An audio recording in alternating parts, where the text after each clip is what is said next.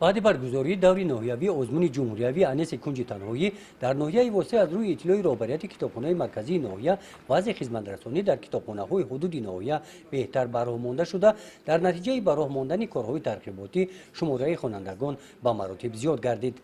در ناحیه کتابخانه‌های دهاتی و ادبیات‌های نو نیاز داشتند.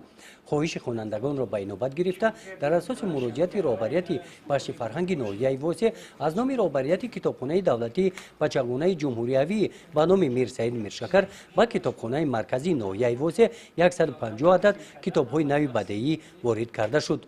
این کتاب‌ها به همه کتابخانه‌ها برده رسانیده شدند.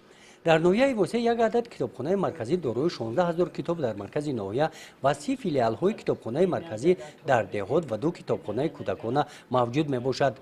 شماره کتاب های کتابخانه های حدود ناحیه 124000 عدد کتاب های صحوی و بدیعی هستند. بعدی رسانیدن کتاب ها با مقصد باز هم بهتر به راه ماندن خدمت رسانی ها در کتابخانه ها از جانب متخصصان کتابخانه دولتی بچگانه جمهوریوی به نام میر سعید میرشکر به مدیران کتابخانه ها مصلحت های مفید دادند. گزارش خواجه نظریف خدای نظر ظهوروف از ناحیه واسه برای برنامه اطلاعاتی نوید.